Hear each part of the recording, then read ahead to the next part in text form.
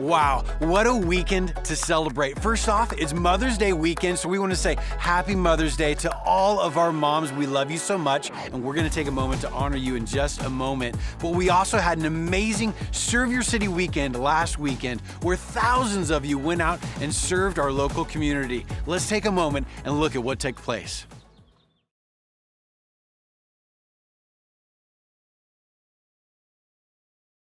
So amazing to see all of the work that took place. I know that I was personally impacted. Hopefully you were as well. I know that local organizations were impacted who ultimately serve our community. So thank you for being the hands and feet of Jesus. Well, my name is Trent Jenkins. I'm our online community pastor. And once again, just thank you. Thanks for joining us each and every week. A quick shout out to Jeremy in Woodlands, Texas, Alyssa in McCall, Idaho. Thanks for being with us. 2 states among many across the country and around the world who join us each and every week. Well, on this Mother's Day, I want to give a quick shout out to my mom, Sally Jenkins. Thank you so much for loving me all of these years, for watching all of these crazy videos I do. And of course, to my mother-in-law, I love you, and my wife, Jessica, who gave me my 2 beautiful daughters, Sawyer and Savvy. I love you, babe. Thank you for all that you do for our family. We got an amazing service in store for you. Chris Brown has a special message on this Mother's Day as he interviews his mom. But before that, I'd like to be able to just read you this poem. It says, "Why God Made a Mother." I think it really describes the significance a mother's role plays in our lives and maybe why God maybe gave us them. It's written by Temple Bailey. God could not be in every place with loving hands to help erase the teardrops on each baby's face. So God thought of a mother. He could not send us here alone to a fate that was unknown and not provide for his very own. So God gave us a mother. He could not watch us each night and day or kneel beside our cribs and pray or help kiss each ache away. And so God put us in the arms of a mother. As our child years began, God could not simply command, and so he put us and our tiny hand securely into our mother's hand. And when our days of youth quickly slipped by, life's sun rose higher in the sky. Full grown were we, yet nigh, still one loved us, our mothers. Thank you to every mom out there and to every woman who raised us as your own, even though you didn't give birth to us. Thank you for your investment in our lives. Let's go ahead and get ready for today's service. We encourage you, go to our website or you can utilize our mobile app. There you can give online. You can fill out a connection card. Of course, you can always put in your prayer request by texting in to this number right here on your screen. We would love to be praying over you. Now let's go ahead and go into worship and hear from Pastor Chris. Hi there, my name is Cole Lovelace, and I want to encourage you to join us in worship.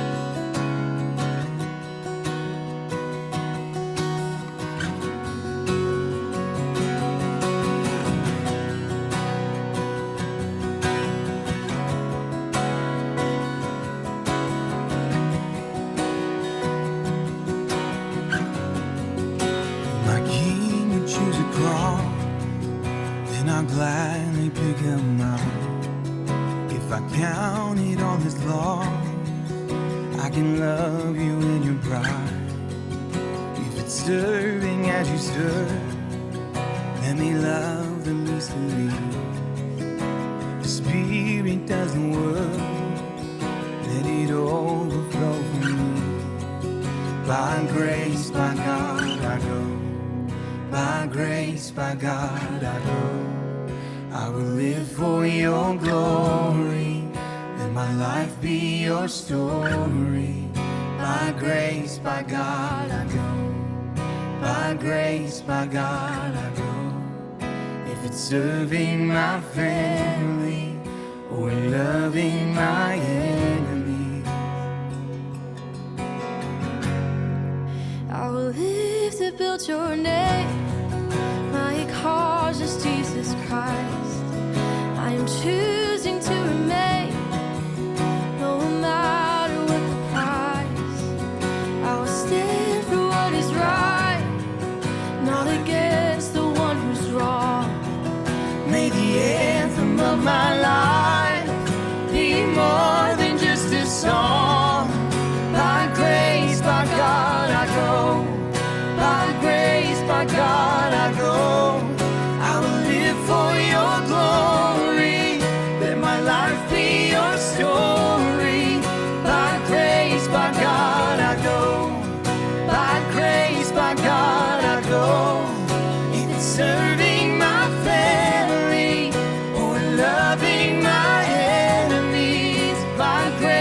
by God I go.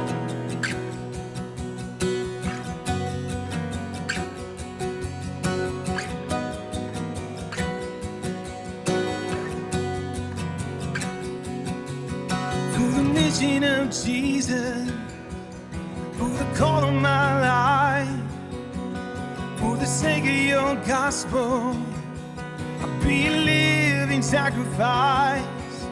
For the good of your people, for the kingdom above, through the work of your spirit, let them know you by our love. For the mission of Jesus, for the call of my life, for the sake of your gospel, I'll be a living sacrifice. For the good of your people, for the kingdom above, through the work of your spirit, let them know you by our love. Let them know you by our love. Let them know you by our love. Let them know you by our love. Let them know by grace, by God I go. By grace, by God I go. I will live for your glory. Let my life be your story. By grace, by God I go. By grace, by God I go. Either serving my family or loving my enemies, I will live for your glory. Let my life be your story. By grace, by God I go.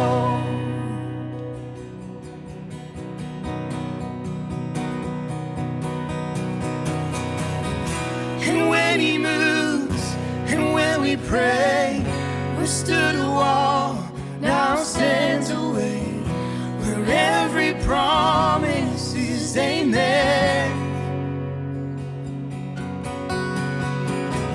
And when he moves, make no mistake, the bowels of hell begin to shake. All hail the Lord, all hail the King. Oh, wake my soul and sing, sing his praise aloud, sing his praise aloud. Oh, wake my soul and sing, sing his praise aloud, sing his praise aloud.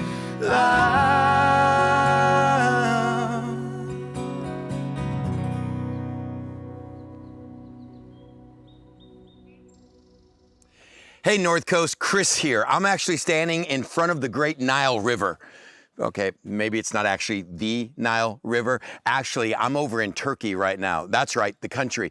I had this incredible opportunity, Amy and I, to lead 30 of our youth staff, all of our youth pastors, on a trip following the New Testament church in the footsteps of Paul. Because one North Coast family with an incredible generosity said, I want to invest in the life of all of our youth at North Coast by teaching and training these youth pastors for 11 days over in Turkey. So I'm over there right now leading them. You can actually follow us and see us on some of those biblical sites by using the link right below me on the screen. Follow our trip to Turkey. We'll be giving you some great insights. For today, though, our story is going to take place right on the Nile River, right next to the reeds on the bank. Now listen, before we get there, wouldn't it be fun just to hear from our own kids? What do North Coast kids have to say about mom? What would your kids say about mom on Mother's Day? That's right, we filmed them without your permission. This should be fun for some of you, because right now, here are our kids talking about you moms. Let's go. Hey North Coast, happy Mother's Day. We're here with your kids to see what they have to say about you. Let's go. What's one word that describes your mom? What's one word that describes mom? Important. Important. What is one word that describes your mom? She has to make Dad do almost everything. Not one word, except for the truth.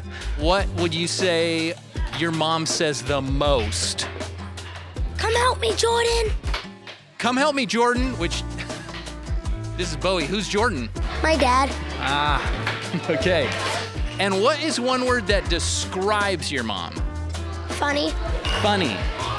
Does Jordan think she's funny? Yes. Good. Ooh. What would you say your mom says the most? No. Interesting. How often does she say that? If she gets asked a question, she normally says no. What does your mom say the most? My mom says, put your clothes away. Do you live with your mom? No, but that wasn't the question. What's one word that describes mom? Kind and very loving and protective. That's 6 words. Oh, That's 2. kind. What's mommy's favorite thing to do? I think she likes putting us down and she likes taking snaps. Okay, how many friends does mommy have? None. No friends. Yeah, except for you, right? I have friends, a lot of friends. Yeah. More than mommy? Yes. She has 0 friends. Well, folks, there you have it. Back to you, Chris. There is just something special about hearing from kids and how naive they are, how innocent they are. When they open their mouths, you never know what's going to come out. You should see the blooper reel, what did get edited out. But what happens? What happens when those little voices, what happens when those little cries of life are supposed to bring life, but they spring tears, floods of fear instead? Panic, if you will.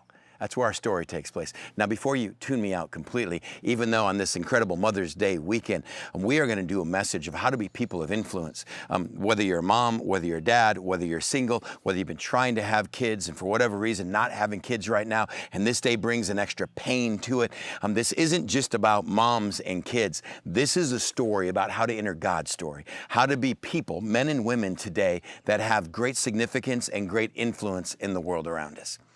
So we're going to honor moms. We're going to hear again from a special mom today. But we want all of us to open our hearts and minds, whether we're single, married, never been married, had kids, never have kids, to sit and just go, God, what's it look like to become part of your story, not just live out my story? And our story takes place right on the Nile River, right on the bank, right up against the reeds. I'm sure some of you already jumped to it. Yeah, it's the story of Moses, arguably the greatest leader the world has ever seen. Arguably. I mean, just think about this guy, Moses. Moses is the guy that goes up against the greatest empire in the known world at that time. The world has never seen an empire might like Egypt. Goes up to Pharaoh and says, let my people go. And Pharaoh's like, no way are they going. These are our slaves. They're building my cities. They're building my storehouses. And then you may know the story. There's plague after plague after plague after plague. And finally Pharaoh says, get your people up and get them out. He goes to the Red Sea. It seems like a dead end. The chariots are closing in behind him and the water split, and he leads the people out to Mount Sinai. He then leads them to a promised land. Has to put up with their bickering and complaining for over 40 years of, why are we out here? Why are we doing this? Why can't we go back and be slaves? And all the whining and complaining. Finally, they get into where they need to be going. And before they enter that land and set up a new nation, Moses gives them 5 books of the Bible. The author of the Bible, the first 5 books, sets down the history so they know who their God is. And then he sets down books like Leviticus, Deuteronomy, that remind them of, here's the law of God. Here's the very infrastructure. Here are your commandments for how we build a society and a religion, spiritually, how we worship God. Has anyone in the history of the world ever done something like that? Rescued an entire nation, set up a nation, gave them all the laws, all the decrees, not just for running a nation, but also spiritually how to worship God. I mean, it's an amazing act. And where does it start? Right here. And it starts with a woman named Jochebed. It starts with a mom who finds herself in the absolute worst position a mom could ever be in. We're in Exodus chapter 2. We take a small break from our Matthew series, The Art of Surrender, and we really talk today about how do we let go? How do we let go of our past? How do we let go of our future? How do we let go of our story so we can be a part of God's great story? And in Exodus chapter 2, second book of the Bible, second easiest book to find, go Genesis, then go Exodus chapter 2. Chapter 1 says Egypt has found themselves with a little bit of problem of their own. You see, the Israelites have been in Egypt for over 400 years. They continue to multiply and multiply and multiply. Finally, there's a new Pharaoh who looks and says, has anyone seen this people group within our nation? If we ever go to war with our enemies and they decide to take part with our enemies, if our slaves go with whoever's attacking us, we're going to have this mammoth civil war from inside our nation. And so they put a yoke of bondage on them, slavery on them, like they've never seen before. And yet God keeps allowing the Hebrew people to prosper and to multiply. And finally, Pharaoh gives a decree. We end in chapter 1. Are you in Exodus 2 so far? We end in chapter 1, verse 22. Pharaoh gave this order to all of his people. Every boy that is born, you must throw him into the Nile River, but let every girl live. It may be the first time, but it's not the last time that an entire nation is going to try to eradicate the Jews and God's plan. We're going to get rid of every male child. Let the women live. We can use them for slaves in the Egyptian empire, but we're going to end the line of the Hebrew, the Jewish people, by killing all the male children. This is the time, the day, the age, the culture that Moses, his mom, gives birth to him. Chapter 2. Now a man of the house of Levi married a Levite woman, and she became pregnant and gave birth to a son. When she saw that he was fine child, she hid him for 3 months. But when she could no longer hide him, she got a papyrus basket for him and coated it with tar and pitch. Then she placed the child in it, and she put it among the reeds along the bank of the Nile River. His sister stood at a distance to see what would happen to him. Now, technically, if we're looking at Moses' mom, she actually did according to what Pharaoh said. Pharaoh said if you have a male child, he must be thrown into the Nile River. She actually gently placed him in the Nile River. But you can see the planning. You can see the, if I can borrow a word, strategery that she went through. She tries to hide this boy for 3 months, but his lungs are filling up more and more with air. You can't hide the cries of a child. See, usually it's the very cries of a child that make the 9 months of pregnancy worth it. It's the very cries of a newborn that immediately push away all the pain in childbirth. It's the cries of a child that let you know there's health and life, but for 3 months, the family's been trying to hide the cries of a child because there's guards patrolling the street. There's people that are going to give in and turn their back on them, people that are going to give them away. And when they can't hide them any longer, do you see the preparation she went through? Moses' mom has to make a commitment. Do I turn this over to God or not? Do I keep doing it by my own power, my own means, or is it time to let go? Today is the art of letting go. First thing I want you to write down, first thing in your note sheet is simply this. It starts with the decision to actually give something to God, because feelings don't disappear on their own. It starts with a decision to give something to God, because feelings don't disappear on their own. This whole thing of letting go and giving to God, it has to be an act, a conscious choice of the will to say, God, this is yours, because it's left to me, my own feelings. I'm going to hold it. I'm going to harbor it. I'm going to try to control it. And that's exactly where Moses' mom was left at the beginning. For 3 months, she was trying to take this problem, this issue, and she was trying to control it. And to get to a point where she's like, God, I got to let it go. Now, sometimes it's easy to let go of our problems. Why? We don't want them anymore. And if they're a problem, it means we haven't learned to deal with it. I want to give God my problems because I've tried and I can't. But what about your hopes? What about your dreams? What about your child or lack of having children? What about your future? What about your plans? What about the happily ever after? See, these are also things we have to be willing to let go. If we want to be part of God's story, not our story, we've got to be people that walk like this, not people that walk like this. And it came to a point where Jochebed, Moses' mom, got to a point where she had to make a decision. I've got to literally put Moses into God's hands. I've got to let him go. Because you know what robs us of today's joy? 2 primary things rob us of the joy today: our past and our future. Our past and our future. Our past brings guilt and shame, and it robs us of the joy that we're supposed to have as a people of God today. Or our past we romanticize. We try to remember the good old days or the relationship we had or the love that we're still holding on to, even though it's long gone, because we don't want to let it go. But it robs us of a new love and a new purpose today. See, we have a past that can rob us. We got to let go. Many of us have a future that's robbing us of today. We're trying to plan everything to make sure we're in control. Nothing's going to happen to us. I'm going to make sure everything's going to go okay for me or for my family or my singleness or I'm trying to plan everything to death. Why? It's our way of preparing for ourselves and protecting ourselves. Others, the future, that we just have afterlifers. Like, well, when we're all going to die, we're going to go to heaven. It doesn't really matter. And yet letting go isn't ignoring it. Letting go is acknowledging, man, this is something very real in my life today. I've got to make a conscious decision to actually give it to God. Because these feelings I have aren't going to go on their own. Not just because I go to church or I'm in a life group or I prayed, the feelings don't go away. I think the second thing we need to do is we have to be willing to go against popular opinion and culture. We have to be willing to go against popular opinion and culture. Man, if you think today's culture is bad in the United States, look at the culture that Moses was born into. Hated the people of God. All out destruction, kill all the baby boys in Egypt that are born to this people group. You're talking about a mom that has to take a stand and go against popular opinion and culture. A mom that says, you know what?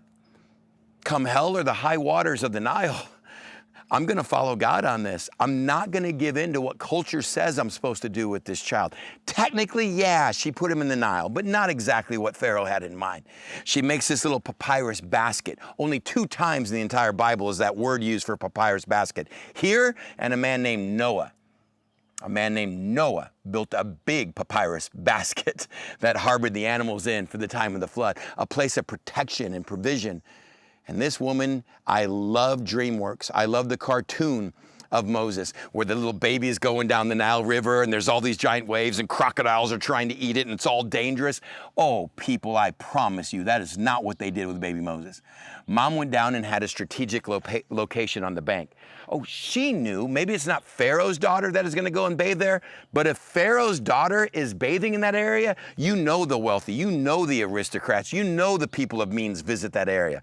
Pharaoh's daughter isn't going down to the dumps in the Nile. She ain't going down to the most impoverished place of the Nile. She's not going down to the swamps of the Nile. This is the most beautiful place of the Nile. And she did her best to make a little basket to cover it with pitch and tar, to make sure it was waterproof, to put his favorite blanket in there, to put him nestled in the reeds. You and I both know what happened. She pulled those reeds apart. She made a place where that little basket was anchored. It was solid. No wave's going to pick that baby up and move it. And she left Miriam, Moses' sister, in charge to keep an eye on it from a distance. Well, why doesn't mom keep an eye on it? Because no mother could. Because the moment she put that baby in God's hands and walked away, she knew if she stood there, every 30 seconds she would run down and grab that baby again. Every cry he had, she would run down and she would grab that baby and make sure that he knew he was loved and being taken care of. She had to weep, mourn, all the way back to the house, praying to God, praying to God. Something happens in this day and age and in this culture that's going to be different for her boy.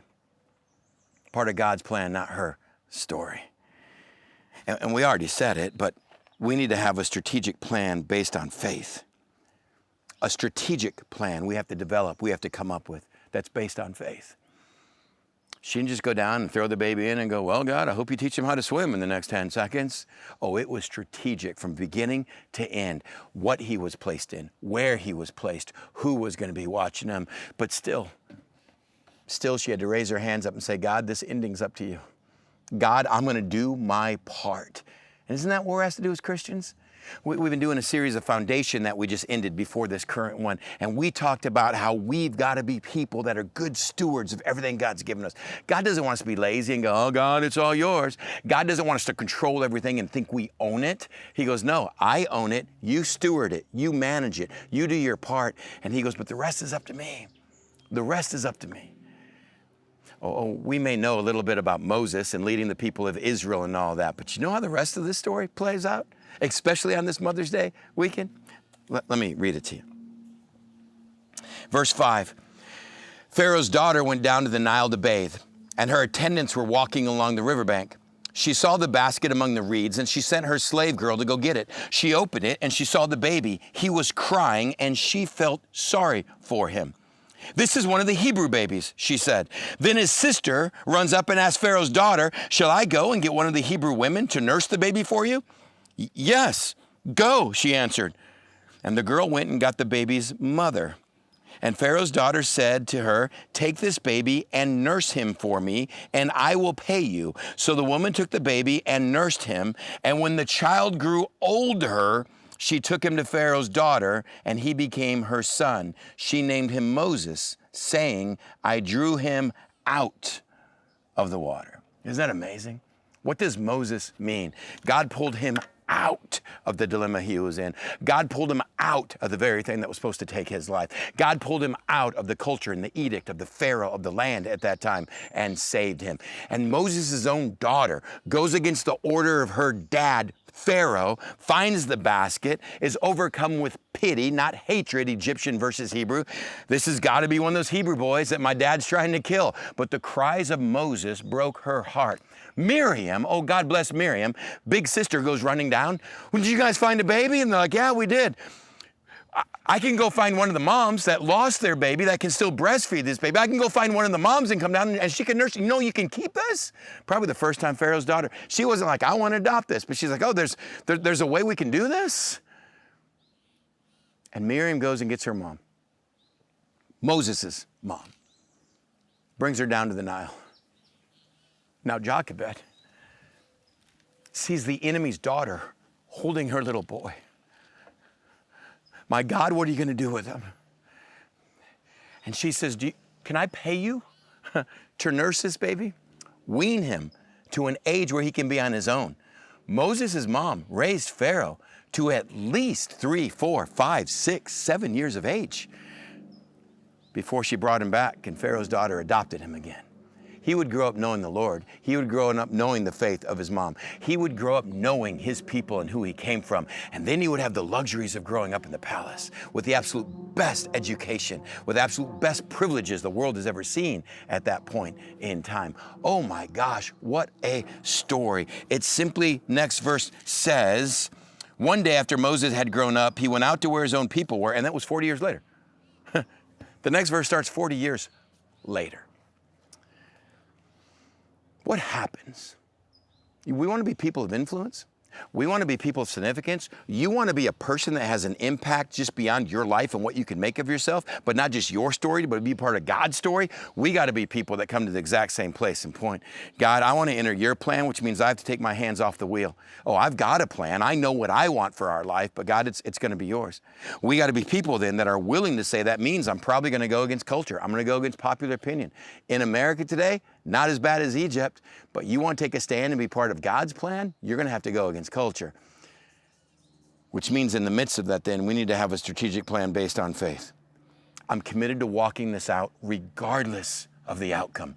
Moses' mom walked away. Moses' mom didn't say, I give you my baby as long as he's raised in the palace. God, he's yours, and I'm walking away. I often wish my mom lived closer, especially on Mother's Day. A, just to make sure that we're having lunch together and hang out for the day, but B, I would love North Coast to meet my mom. Because it seems like at this point in the story, I would love to give a mom's point of view, some mom wisdom on all of us that are trying to be people of significance today. And then it hit me. I'm doing a leadership conference in Texas. I'm just below the Oklahoma border. My parents are just a few hours north. What if I show up with a video camera and say, Mom, what words would you have for us today? So I did just that. Maybe you didn't grow up in a home with a godly mom. Maybe you don't have a godly grandma to get words of wisdom from. Today, I'm gonna let you borrow mine. This is what happened when I showed up recently in my parents' house in Oklahoma.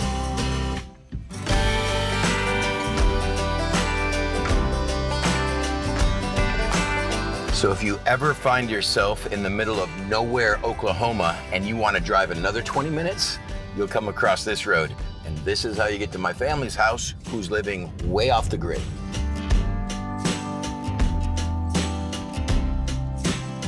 So this is it. This is the home that the entire Brown family, every Thanksgiving from all over the U.S., tries to spend together. My sister's place, several years ago, all of us chipped in and got a little place for my parents right behind her so they can keep an eye on each other.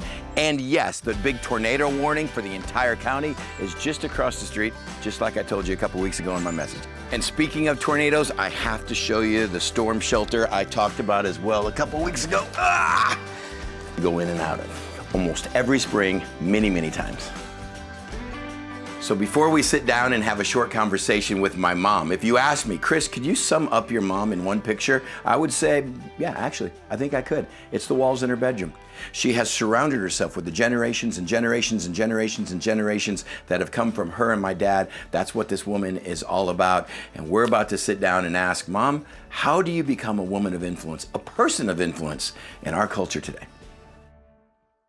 Hey everybody, this is so much fun for me. I get to sit here with great-grandma Brown, Grandma Brown, to me just Mom. This is Ginny Brown. You know, when I grew up, it was Ginny Brown, and I think I was in middle school before I even knew your name was Virginia. Yeah. Because everyone just called you Ginny Brown. That is awesome. Okay, now, ground rules, because I know on a scale of 1 to 10, how nervous are you right now? Very. Are you very? I don't know what you're going to ask. This is so much fun for me. She's made me nervous my whole life most of the time. I'm like, did Mom see that? Did Mom hear that? Now I get to make her nervous. Ground rules. Okay, it's your house. We're talking on Mother's Day, but it's my program, our Mother's Day. So who's in charge? I just want you to know who's in charge right now. I am, of course. Yes, you are. And we both know that no matter what's happening. Thanks for doing this. Yeah. And thanks Did for I letting us have come. a choice? You did have a choice. You could have kicked me out of the house. Wouldn't have been the first time. You could have kicked me out of the house. We are doing a little story about Moses' mom and having to let him go, put him in the Nile, and just hands off and say, oh God, protect this kid. Which in a lot of respects, we're talking not just honoring moms today, but how to be a person of influence, how to be people of influence. And yet in this day and age, you got to raise kids in a crazy culture, and you got to kind of be hands off and say, God, they're yours. I mean, as much as I am hands on, there's a point in place where you got to raise them, give it to God, and go, God, help me on raising a kid in today's generation. You raised a bunch of crazy kids who have still turned out to be rather crazy adults. So we thought it would be fun. What advice would you give to a mom today, someone raising kids, stay-at-home parent, single dad, to fathers, but someone raising kids in this culture today? What advice would you give? You know, it's funny you said you're starting this because of Moses. You remember Hans Christian Andersen? Hans Christian. Oh, yeah. Who wrote The Ugly Duckling Yeah. and the King's Clothes and all those things. He wrote children's stories and fables for 37 years. Okay. And then when it came close to his death, he asked the person who was going to write the music for his funeral march to make the music beat with small steps that would go with the children, because the children, it'd be mostly children that would be following in his funeral march.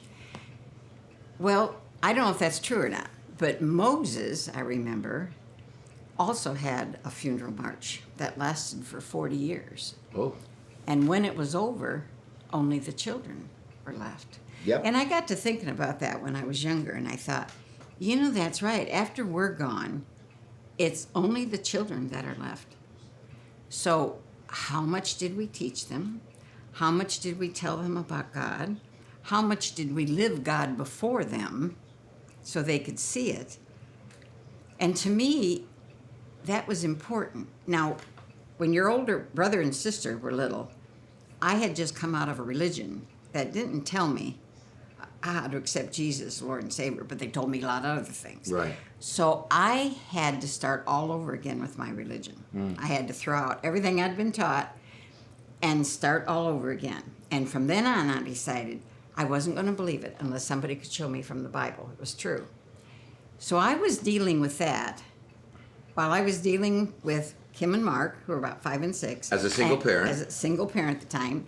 And then I met Bill, My dad. your dad, and first I wanted to go out with him really bad. And Yeah. so the first he time looked we a lot went, like me, like I do now. He was a good-looking guy, wasn't he? he was a good-looking guy. Anyway, He's not going to give me any credit. the first date we went on, he took me to church. Wow. Now, I had been Catholic, raised in another religion, and I don't remember a thing that they said, the pastor, but at the very end of the service, he said, if you were to die right now, you'd go to heaven, raise your hand.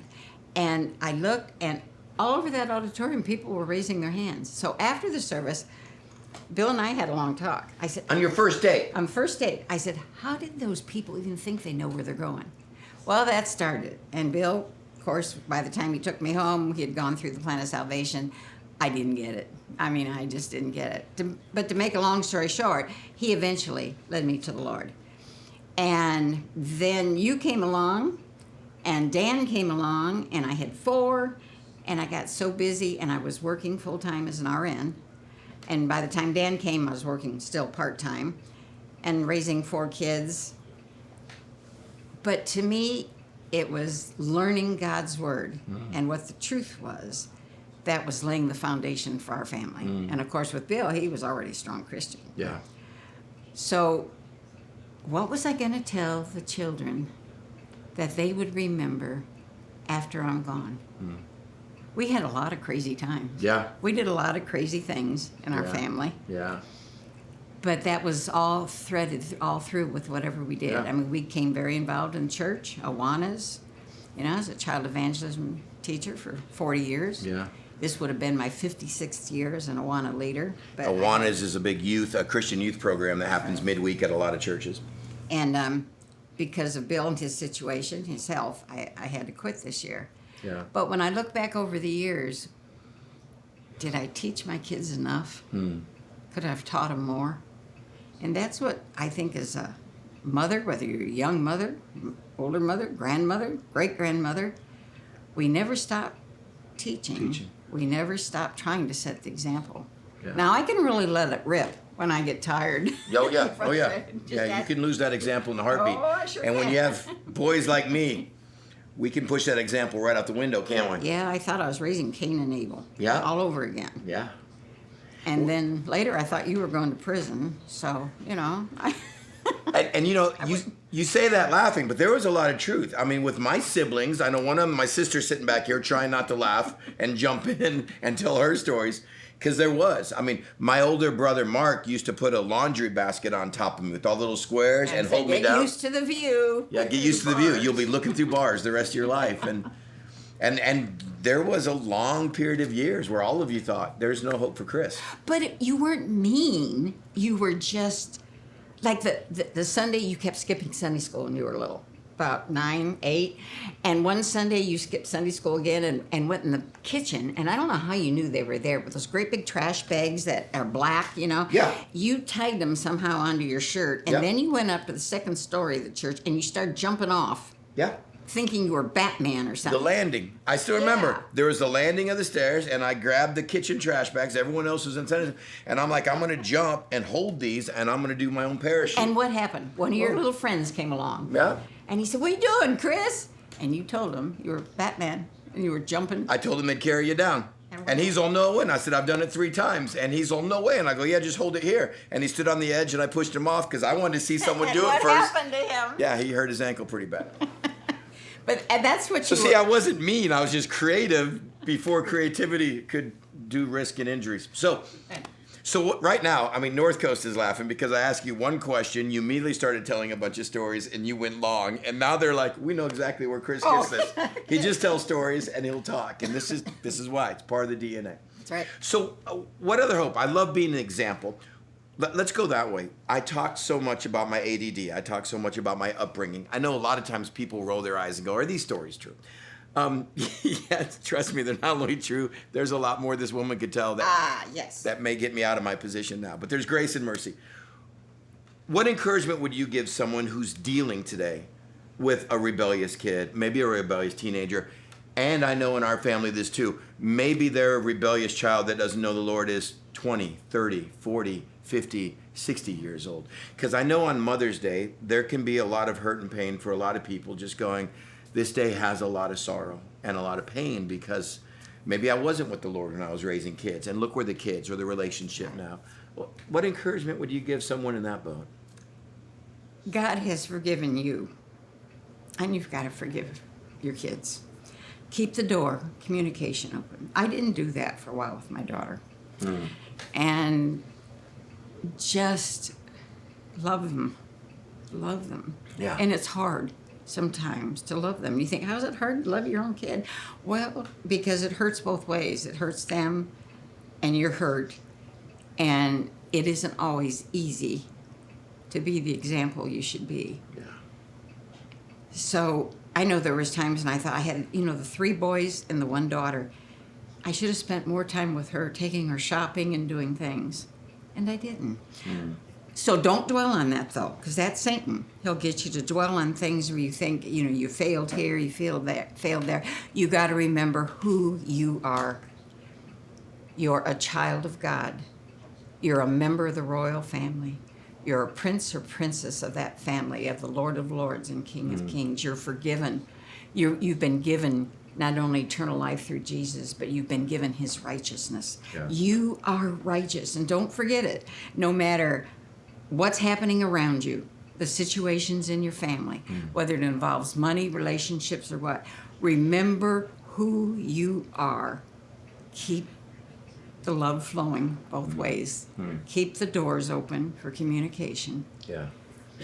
And love your kids and let them know they're loved by God. Yeah. And I know that's always been at your heart. I mean, we just took a little picture of your bedroom, and we tried to sum it up. There must be 600 to 700 photos on your bedroom walls. We started counting just what was in each frame. Then we started multiplying by the frames and going, there's probably somewhere around 600 or 700 photos. A lot of grandmas have photos of their kids around. You've got 600 to 700 faces in a rather small bedroom.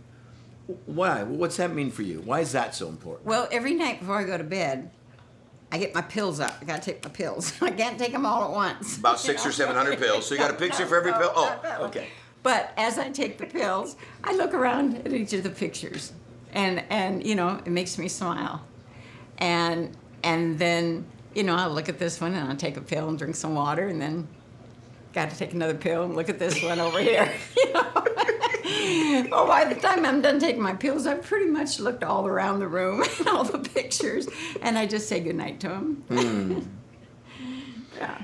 I know one of the things years and years ago, when God got a hold of my life, even though a lot of people didn't know if that was ever going to happen, and then against my will, I was being moved in ministry and to work at a church, which I never liked church.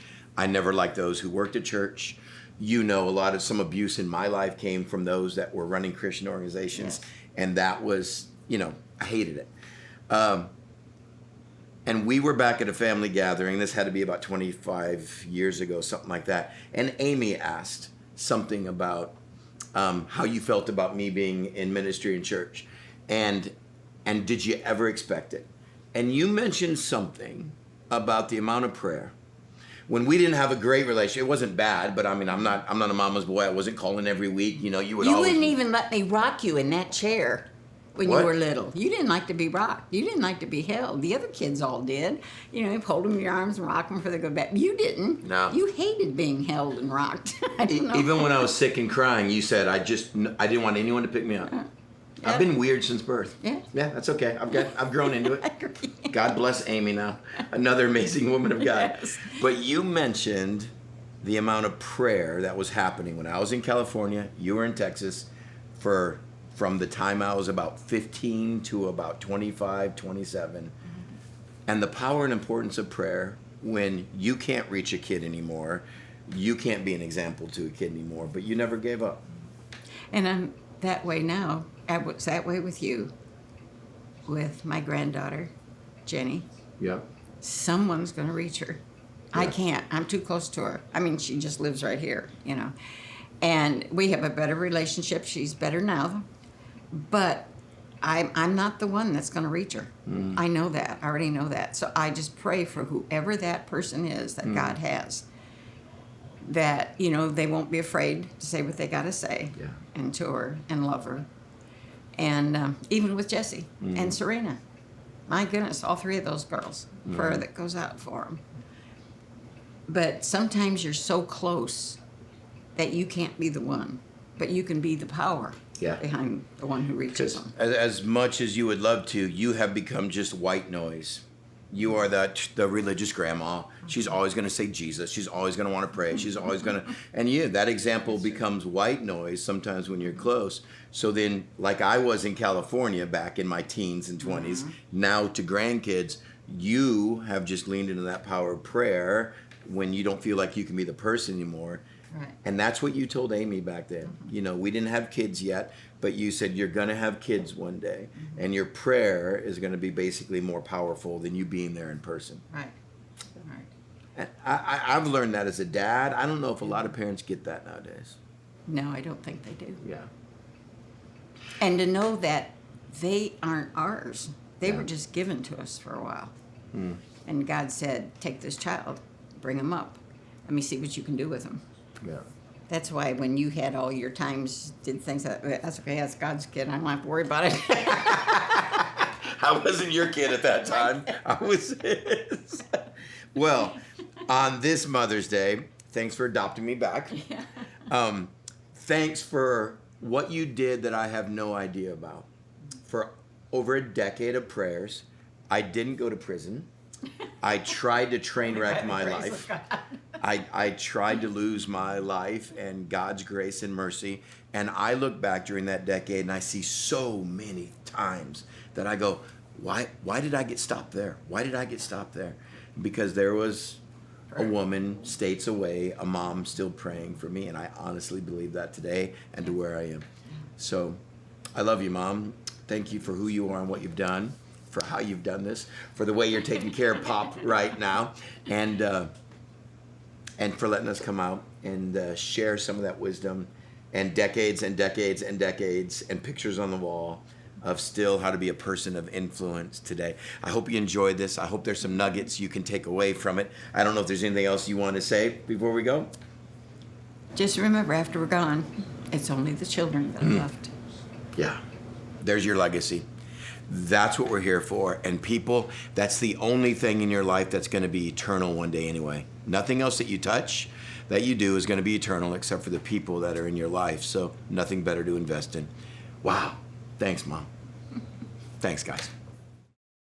I hope you enjoyed my time with my mom as much as I did doing that. I've never sat down and did a video with my mom, especially at her house. And I hope you pulled away some of those bullet points. One of the things that got me, which I didn't really hear until sitting with Mom that day, was from the very beginning, her and my dad realized we're going to invest in our kids and we're just going to give it away. We're going to give them away and we're going to raise them to be gods. And let me tell you, if you can't give something away now, you never will when it counts. Giving something to God, we've got to give our stuff to God now, not just when there's a problem or not when there's a crisis, because if we've been holding on to our life and our kids, if we've been holding on to our strengths, our weaknesses, our jobs, our own value, my own platform, my own prestige, my own popularity, then when it counts, I'm not going to be willing to let it go because I've been holding tight to it. And I loved hearing from my mom that at the very beginning, when the two of them came together to make a new family, that they said, hey, it's going to be about the kids. We're going to invest in the things that count. If I could wrap up just today, you want to be a man or a woman of influence, of significance, I would just say it this way. The power in letting something go all comes down to who it is that we're giving it to. The power of letting something go all comes down to the simple fact of who is it we're giving it to. Because letting something go may be a really dumb idea. Don't let your finances go. Don't let your relationship go. The things that you value, you hold on to. You look out for number one. You make sure no one else gets their hands on it. That's actually really good advice. Unless who you're letting it go to is a God that loves you, a God that created you, a God that sacrificed his son for you, a God that forgave you, a God that has a plan for you that's better than your plan, a God that wants to provide and protect you in ways you can't protect and provide yourself, and a God that has hopes and dreams for you that are beyond your own hopes and dreams, and a God that's going to invite you to play a part in his story instead of you spending your life just trying to build your story. See, that is the power of letting go. It's not the fact that you let something go. That may be ignorant. That may be stupid. It's who you're letting it go to. To say, God, from the very beginning, it's your life. It's your singleness. God, this has got to be your relationship. We're going to date your way. God, we're going to marry and do life. We're going to raise kids your way. God, in this culture, we are going to stand with a strategic plan to oppose what is happening in the world today. Not on my watch, not for me and my family. I realize on a day like today, it comes with loss of those of us that have had to bury kids, those of us that desperately want kids, and that still hasn't been part of God's plan or purpose in our life for whatever reason. Oh, may you take on to the heartbreaking things of today and let them go and say, God, I trust you. God, we may walk away from this and never see that basket again. Or God, you may bring that basket back to us. But either way, I'm submitting to you. Where do great Moses stories start today? On banks like this, with people that are willing to say, God, I'm just letting it go. Real Moses stories start when we let go of our story and we allow it to become his. Because that's significance. That's impact. I said it in that interview with my mom. The only things in your life that are eternal are the people that are in your life today and God's word. Nothing else we touch, nothing else we're a part of has real significance, real value. It's the people and God's word. It's the only things we will interact with today in our lifetime that has any eternal value and significance. And I promise you, there'll be a day 400 years from now, you're gonna come up and give me a high five and go, man, I'm glad I learned that lesson. There's gonna be a day 1,500 years from now, you're gonna come up and go, man, I'm so glad I didn't spend my life thinking it was my life. I stewarded his. I kept things with an open hand. I learned how to let go. I learned how to walk with God and say, it's your story, not mine. And look at the role I got to play in it. Whether you're mom, whether you're dad, whether you're married, whether you're single, whether you've had kids, not had kids, that comes with heart, sorrow.